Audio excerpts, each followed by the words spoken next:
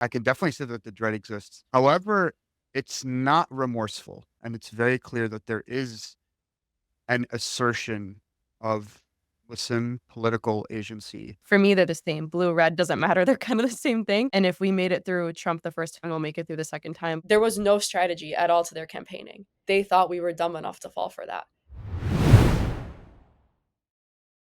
Well, look, Jazakallah khair, guys, for coming along. And I suppose, look, I want to get a feel for how young people in America are anticipating it, or otherwise, the Trump presidency.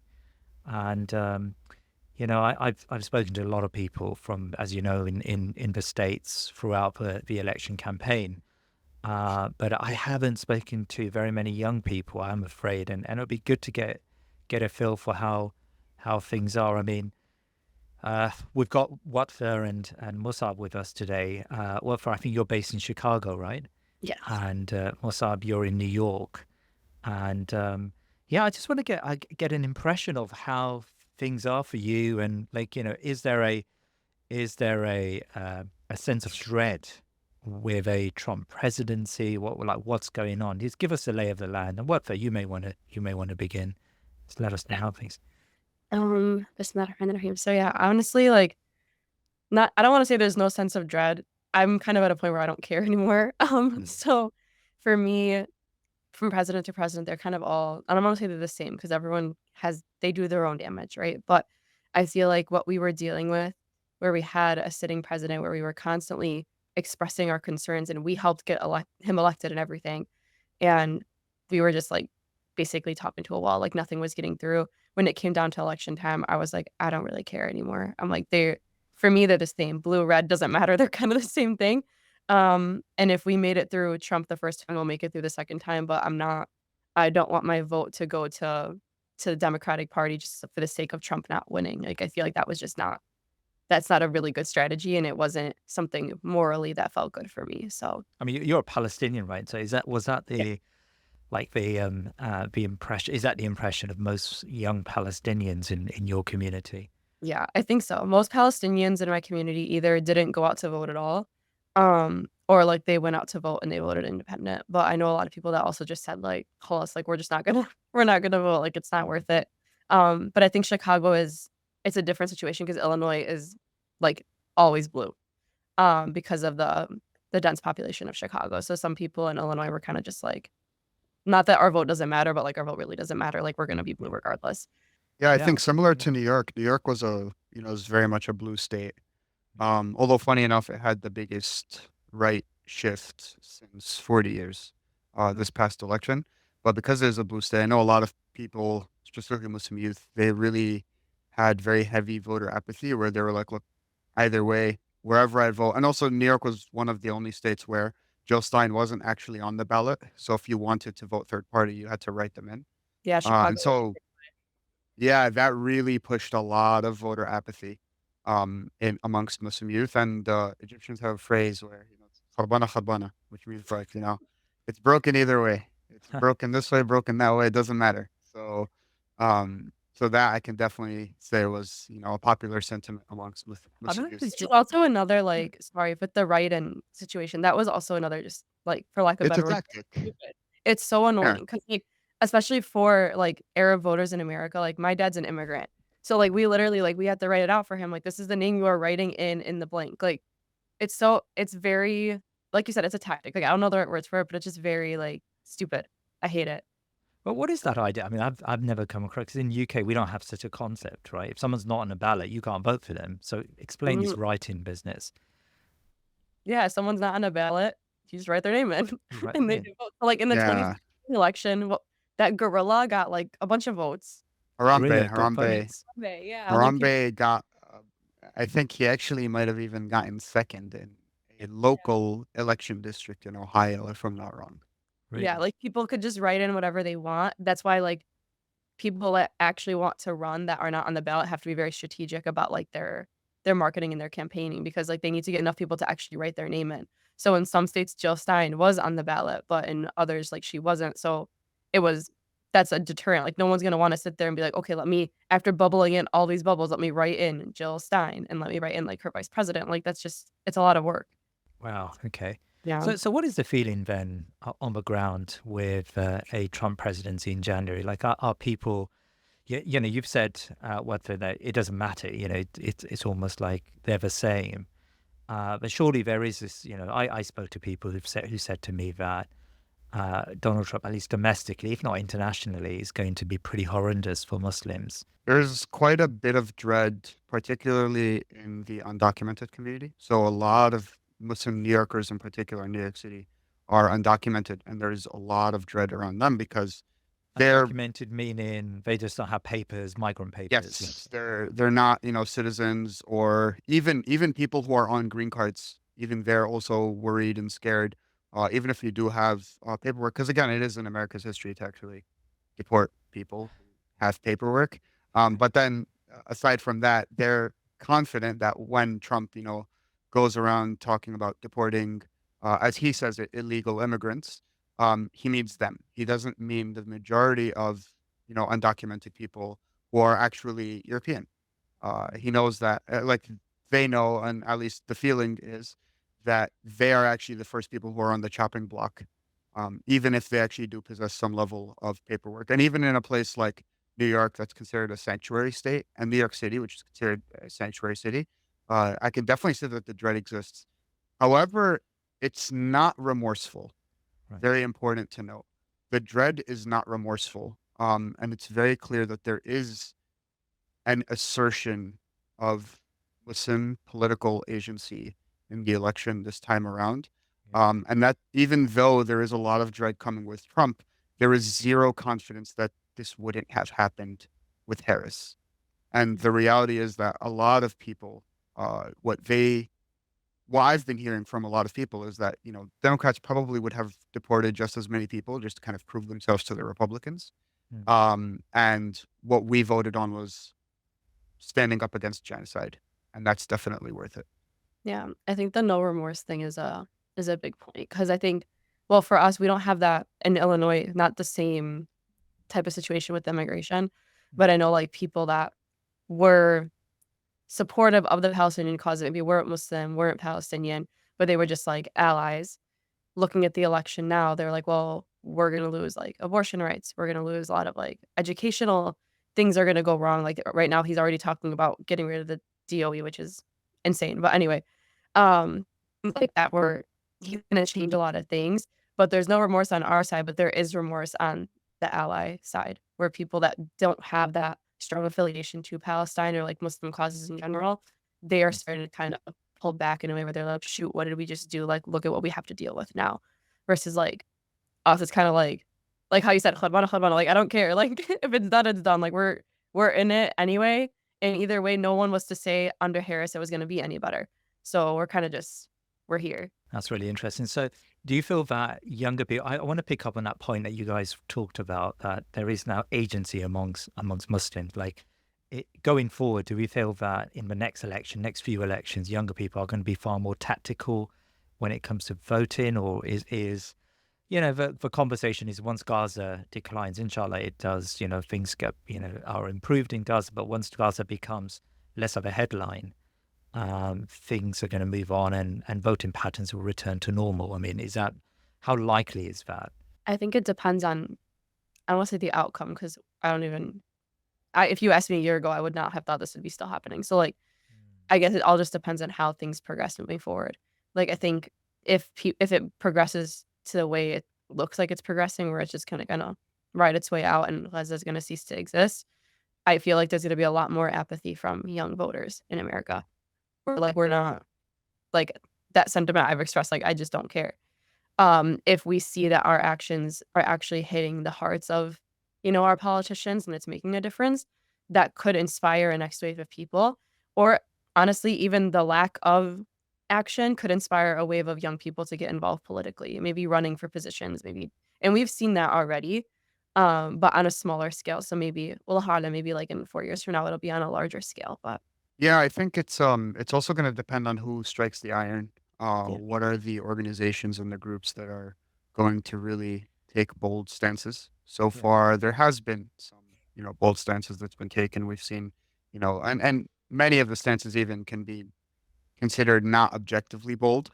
But if we take it and compare it to what has happened, or what the track record has been for the past 20 years, for an organization like USCMO, the U.S. Council of Muslim Organizations, to come out and endorse voting third party in swing states, costing their, democratic ties that they've spent the last 4 years even more building, that's a big move. That shows that there is, a level of agency being asserted here. And it does show that there is a willingness to take bold stances, even when it is hesitant at times. And I think whoever is able to mobilize, the spark that has been lit, frankly, across Muslim youth is going to yield a lot of returns. Yeah. And I think that also depends on like location. Like places like New York, Chicago, like that have very large organizing powers when it comes to youth versus like smaller states. Like I have a friend in Nebraska who like their organizing efforts are a lot smaller and it's a lot harder for them to do anything. So I think it depends on location as well. Yeah, and more so than ever, I expect there will be like a lean into local organizing, Yeah. focusing, especially if we're talking about elections, leaning into winning local seats. I know there is talk, for example, about, when I say local, it could be local to the level of, city and state, but I mean also even federally local. So things like Congress, specifically House of Representatives. There is definitely talk. I've been in many conversations, with folks across the country who are starting to identify key Zionist Democrats who are in vulnerable positions You're right. for the midterm election. When everyone goes to sleep, midterm elections are not high fidelity turnouts, generally speaking. Right now, it might be a little different. It depends on the polarity, obviously. But even at the highest polarity in an election like 2018, which I personally worked, the turnout was higher than expected, but even the expectation wasn't as high compared to other democracies.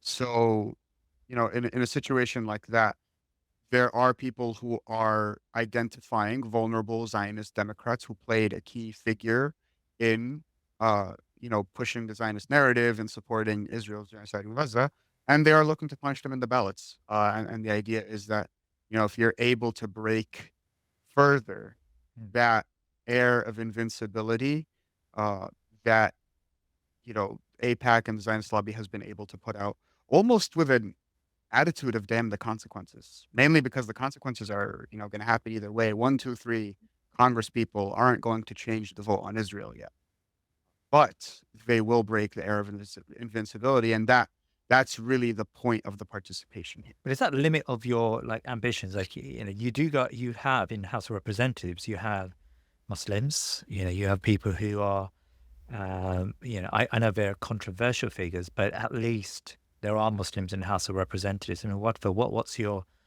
take on some of those? I mean, as a Palestinian, as a young Muslim, how effective have they been on the cause of Gaza? It's tough because like for me, when it comes to I'm a firm believer, and it's something that like my dad raised me with was like we take what support we can get, whether Muslim or non-Muslim, whether Palestinian, non-Palestinian. Yeah. If they're gonna stand up for our rights like unconditionally, then they have our support. They don't have to be Muslim. And I think that's a big thing that we as Muslims we can I don't want to say we blindly follow, but we're like, oh, that person wears a hijab, let's all go vote for them. Or like that person leads like Jama'ah khutbah, let's go vote for them. And like we don't ask any questions. We don't see like what they're gonna do. We don't ask what they think. We don't they and then they end up being puppets. Or they end up just like not really caring or not caring about the causes that should matter to the Muslim Ummah. So in a broad scheme like of things, we don't really have that Muslim support in Congress. If I was gonna identify one person that like unconditionally this entire time since she was elected, has done everything for Palestine and for the Palestinian people is Rashida Tlaib. That's it. Right. Yeah. And it's sad because we do have like we had AOC, like we had the trio, we had all those like new young people that we were so excited for. We have Hannah Hamad, like we have people that they talk about Palestine, but then at the same time they don't do anything about it. Or like if you really dig deep, they're not actually aligned with the Palestinian cause. But she was one person, where she like when Netanyahu came, like, and everyone was standing for him, she was the one sitting. Like Right. thinking about people who are actually standing up and doing something regardless of their identity. Thankfully, she is Palestinian, right? Like, so we have that identification in her, but it doesn't need to be that way. And I think we're starting to recognize that that's not the case where like if they're Muslim, we have to vote for them. If they're Palestinian, we have to vote for them. Um, but it's like it's been a long journey because especially in Chicago, if you looked at like politicians like we'd vote for them because like they're a person of color or they're a minority group, and we just think that's going to make things better because Chicago is such a diverse city, and it ends up not being the case. Yeah. I think there has been, especially this past election cycle across the Muslim community, there has been a reckoning in terms of identity politics and Yeah. how far identity politics can really go. And what does it really mean to be like, a candidate who's committed to justice and to fighting special interests that don't have people at heart? That there has been a reckoning of that, undoubtedly. I think there has been progress, although it's very small and almost even superficial. But there has been progress in terms of, the overarching narrative on Palestine inside the halls of power. However, it's not really fair to say that it has resulted in much policy change. Speaking to, Watford's point. So I do agree that, there has to be a different strategy. And I think that strategy is really going to come from punishing elected officials more so Yeah. than it is going to be in putting them in. And I think like what this election has really demonstrated is it is possible to punish a national, incumbent uh, political candidate who otherwise may have won. It really like objectively the Democrats performed terribly, and it's less that Trump won more so than that Harris lost. But if they handled Gaza differently, there will always be that question: would the Democrats may have won? Because so many of the issues that the Democrats were voted out for were connected to Gaza. Yeah, I mean, I think that's interesting. I've got another uh, question really about like public figures. Mehdi Hassan comes to mind, and I don't want to personalize this too much, but Mehdi Hassan obviously came out in favor of voting for Harris. And he on Gaza he has been actually very good, and he's been very effective, and he's been a very good debater, and he raises issues that others don't talk about. But on this one issue, he probably he certainly was wrong, right? And he certainly was on a side which was horrid. Yeah, I mean, that can But even be seen with his position changing as election day got closer. And, how so? Yeah, his language changed. yeah, Initially, in the beginning, he was fully behind Biden, even when there were top-ranking Democrats who were coming out against Biden and saying there needs to be an open election or an open primary, or they were even suggesting names of who could replace Biden. And then when he, comes out and changes towards, I would say, middle of the time of Biden's candidacy after the first debate, he fully goes out against Biden, says, he needs to be changed. And then, moving a little further, when the Harris candidacy is confirmed, he's full Harris, even when there are doubters within the Democratic Party. And then towards the end, towards the last couple of weeks, especially after, Bill Clinton and after Richie Torres goes to Dearborn, again, it's like Democrats campaign so that they can lose. right. Um, After those, he literally says, "You guys deserve to lose." Like he said, like, "If you lose Michigan, you deserve it. You deserve the moral defeat." And it's almost like, again, I'm not trying to personalize it, but it's almost like a position of trying to have the cake and eat it too. Mm. And I understand it because there is a dread of a Trump presidency. I do get it. But I do think that if you look at every single lobby, every single interest group in United States history that was able to make any sort of policy change, they did it by punishing candidates. This is, I mean, objective fact. And it's a matter really of believing whether the Muslim community is capable of punishing candidates or not. And I think that this past year has proved that they are under the correct circumstances. But also to pick up on like what you said about them trying to lose, like I think we couldn't like my family and I were sitting after the election and we were trying to identify like campaign goals from either party. Where like they didn't have actual like concrete campaign goals. Like the Democratic Party was like running off of like a meme. Like it was just like trying to appeal to young voters, like trying to be trendy, get the celebrities involved, get Beyonce involved, get Taylor Swift Point involved. Like 5 million to Oprah. yeah, like, just bring in all these, like, people that are, like, the face, and the American youth are gonna be stupid enough to fall for it and vote for it. And I think they were banking on that way too much because that's not what happened. But, like, when the allies talk about how they were like, "Oh, well, now we don't have the right to choose. Now our education system's screwed. Like we have all these problems that are going to come up. But she never at any point said she was going to do anything about those things. There was never actually a concrete campaign goal about it. There was never a strategy. There was never anything about it. And then on the other hand, we found out that they're playing completely opposite ads in Michigan versus Pennsylvania. Like in Michigan, the ads are talking about a ceasefire. In Pennsylvania, the ads are talking about standing up for Israel's right to defend itself from the Democratic Party. So when you see those, like, there was no strategy at all to their campaigning. And I think it should kind of show like Americans, like they thought we were dumb enough to fall for that.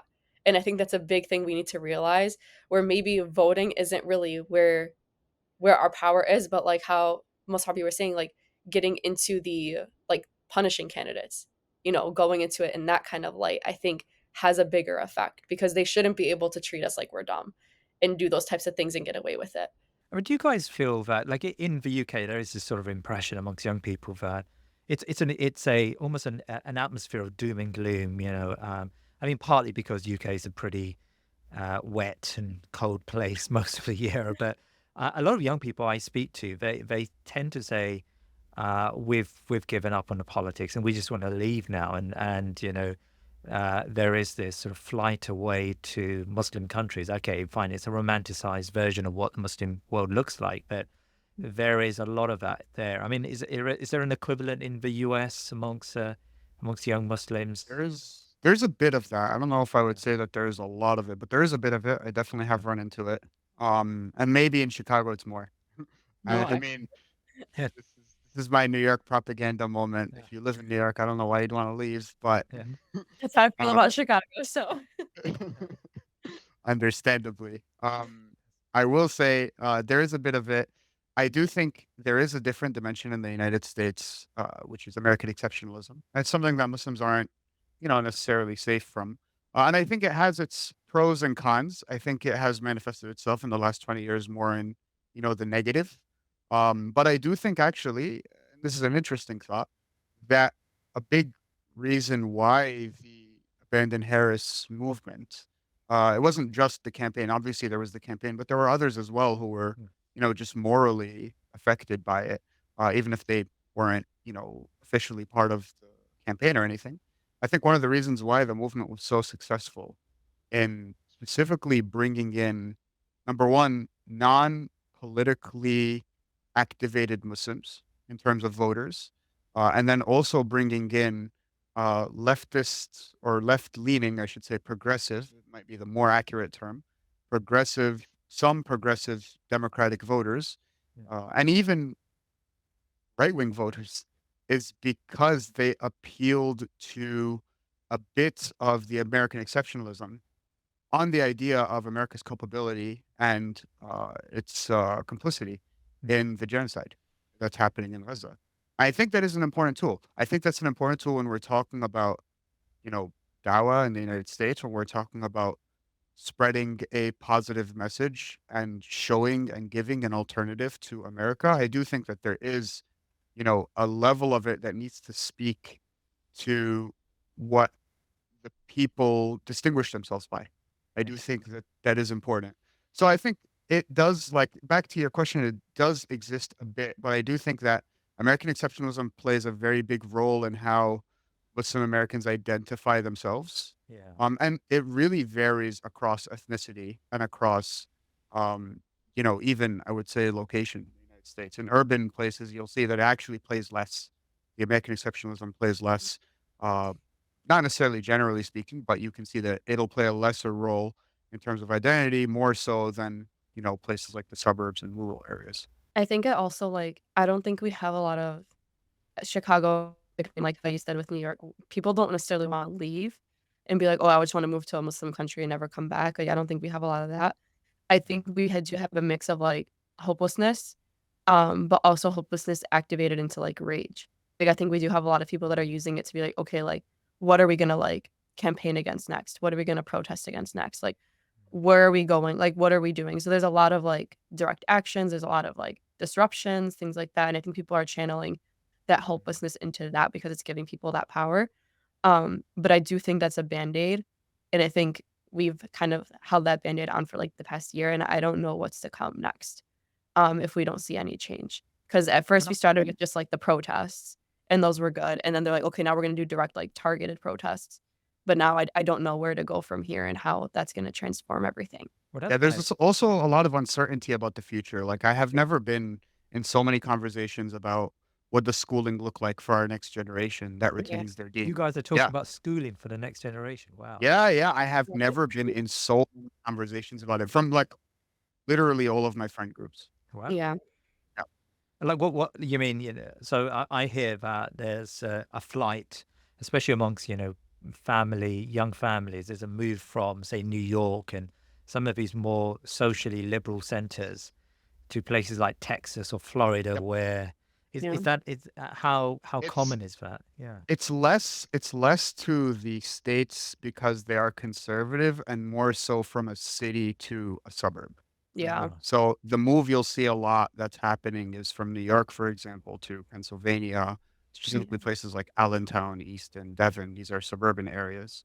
right, Or you'll see it to Dallas, more so than Houston. Houston is a massive city, right. huge, and it's very much an urban, hub. But most of the Muslims who are moving from New York to Texas aren't moving to Houston; they're moving to Dallas, where the suburbs are, Right. as opposed to Houston or Austin. So it's less so from, a socially liberal state to a socially conservative state, more so than it is from cities, which tend to be more Democrat, more socially liberal, uh, to suburbs, which tend to be, even if they aren't socially conservative, you have the space to just Right. kind of be your own and isolate, which tends to be the trend, really, if you look at a lot of these places. Yeah. I think for us, it's like people are thinking about safety. I think Chicago's completely different in that sense, where it's a pretty not. I don't want to say dangerous because I've never felt in danger living there, but I know there's a lot of like crime that's like starting in the city and slowly moving its way like south, into like the Bridgeview area, which is like Little Palestine for us. So people are starting to move out of like those areas and move even further south, which are also like coincidentally very conservative areas. But I think people aren't necessarily moving. If you asked like a year ago, like before everything started happening in Gaza, I think people were moving for those reasons. Like people were more focused on those things where it's like, oh, more conservative schools, more conservative values, things like that. I think now, I don't want to say people don't care, but people's minds aren't fully focused on that anymore. Like they're focused on the bigger picture of what's happening overseas. People are more so moving for like that suburban feel. But can I? I mean, again, I don't know how to phrase this question in a sort of in a sensitive way, but you know that British Muslims, we tend to have very stereotypical views of American Muslims, and Yes, you all think that there are no real Muslims in the US. It's okay, I said it for you.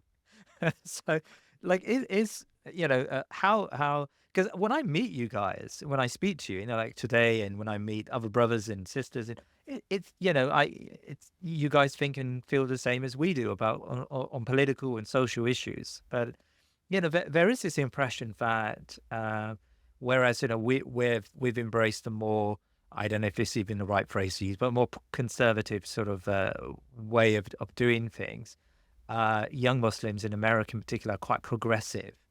I mean, is that just a stereotype, and we need to move on? Mm, There's, go ahead, actually. I think you I might say have a better insight it's a into little bit of both. Like I think there are some like there are more progressive regions. Like I think like the cities do have that more progressive, like I don't want to say progressive Islam. I don't know what else to call it. But I think that also it varies culturally too.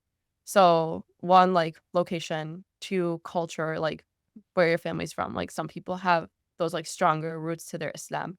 But I think also we're starting to see now more not second gen, but third gen Palestinian, not Palestinian, oh my gosh, Muslims in general in the US. So when it was first gen versus second, like things started to get a little bit more progressive. Now we're seeing third, where like those I don't wanna say culturally Islamic roots are kind of getting lost, but more of that Americanism is kinda coming in, and that doesn't necessarily have to be a bad thing, but I think that's why it can kind of look like it's more progressive, because now it's not you're not a, like, Palestinian Muslim or, like, a Pakistani Muslim, you're, like, an American Muslim. Those roots are kind of lost, so, like, the yeah. values and the approaches to Islam kind of change for the person. Yeah, I think the big axis is how you kind of identify in accordance, or I guess in proximity to America, and Mhm. being, American, so to speak, right? Yeah. And I do think that, there is a pendulum shift that's happening. I do think that the second generation, especially the one that grew up, they started or they maybe had their formative years during the war on terror, the early times of the war on terror, but they do have, experience before it. Like their childhood was before it. And so they kind of have good old days that they kind of go back to. I do think that that generation tends, in my experience, and this is fully anecdotal, Mm. but tends to shift more towards, progressive values, if not like at a value acceptance level, at a value expression level, at a value tolerance level. I have seen that. Yeah. That I do believe to be the case. I do think with the third generation, Gaza has really changed.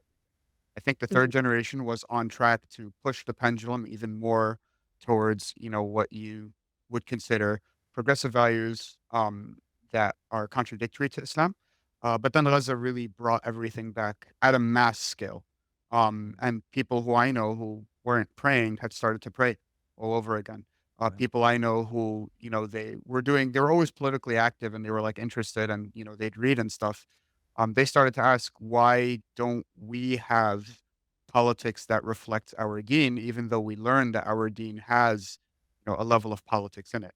So I do think that Gaza has really changed everything. And I will say I had a friend from the UK who came to the US and he got to travel around all over the US. He came to New York, he went to California, Texas, Ohio, he went everywhere. Mm. And he said, I was most surprised and shook that there are Muslims here. Um, and I was telling him, I spent a good amount of time with, because it was him and a couple of other brothers from the UK. I said, Yeah. I spent a good amount of time with you guys, and I was surprised that there are also Muslims in the UK, Yeah. and not, and not, sectarian Yeah. internet heads, I would say, or Twitter heads. Yeah, that's right. I think a lot of it is what we perceive and see on social media, Yeah. and that's not normally Mhm. a good mirror. Well, let's wrap this up. I think this has been fascinating, and I've got a good picture of where you guys are, and it'd be good to come back to you once Donald Trump does embed himself in as the president to see how he does. But actually, Sami Hamdi, I think, is still there. I mean, was Sami in Chicago the other day? I can't remember if he's Yeah. been traveling. Oh, He was in so Chicago for the American Muslims for Palestine conference this past weekend, so how Chicago was was the that? place to be. It was good. It was nice to have a lot of, just, like, Palestinian and Muslim youth in one place. I think although the topics of conversation are kind of the same, there is, like, that sense of community. I think that's what a lot of people need. I think that's why protests people are still pulling up to those, like, we're going to protest, maybe we're not seeing a difference, but being around people is what's keeping us strong and kinda keeping us hopeful. So that was nice to have everybody together. A sense of solidarity. Yeah. Back to Sammy. Okay, like I know Sammy is this amazing political analyst and the rest of it, but like, what is his appeal in America? Why is he spending so much time in America? I don't get it, Mosaab. I think he likes America more than the Americans like him. Hot take. Really? Hot take. Yeah. He doesn't Oh, like New no. York. I will say that much. That much is very clear. Every I time think he a lot comes of to New York, he brings bad weather with him. Every time. Really? and to say I know a lot of, like, young organizers, at least in Chicago, love hearing him speak. And it's, like, that inspiring, like, feel that we don't really get from a lot of speakers. Not to diss any speakers in the US, they're all great, but I think it's also that sense of, like, it's a speaker we never really hear from. Like, we hear from him online, but we never get to see him in person. And seeing him in person kind of resparks that drive in us. So, And the I do English think accent must help. I won't give too much credit to the English accent, but I will say, one of the things that he does, very well, mashallah, and a lot of people do very well, is that they are really centering Deen on, a political compass. They're Okay. centering, yeah. the political compass within Deen. And what Sami does is he does that very loudly. And so, that's a big part of his appeal. I know, a lot of people who have listened to him, they'll like come back and say, oh, what he said really stuck with me. He says it in such a way that's very passionate. And he makes you feel it. right? Like he makes you feel the almost pain. He makes you feel like the way forward. And so that sticks with people. Yeah. Great. Great. Well, look, Jazakallah khair. Look, thank you so much, guys, for your conversation today. And as I said, it would be great to touch base with you. And that's a very American term, but touch base with you sometime soon and talk about things going forward. And I think the idea behind these conversations really just to get a feel for how young people respond to different events. I mean, I think it's probably worth doing something quite similar on Syria. In fact, it would be wonderful, Mosaab, because I know Mosaab is organized in many of these. It'd be wonderful to get even young people from Syria to have a conversation maybe on our next couple of chats. But look, Jazakallah khair. Thank you so much. Jazakallah khair for your time today. And I hope to speak to you guys soon. Assalamu alaikum. Alaikum salam wa Yeah. barakatuh. Please remember to subscribe to our social media and YouTube channels and head over to our website thinkingmuslim.com to sign up to my weekly newsletter. Jazakallah khair.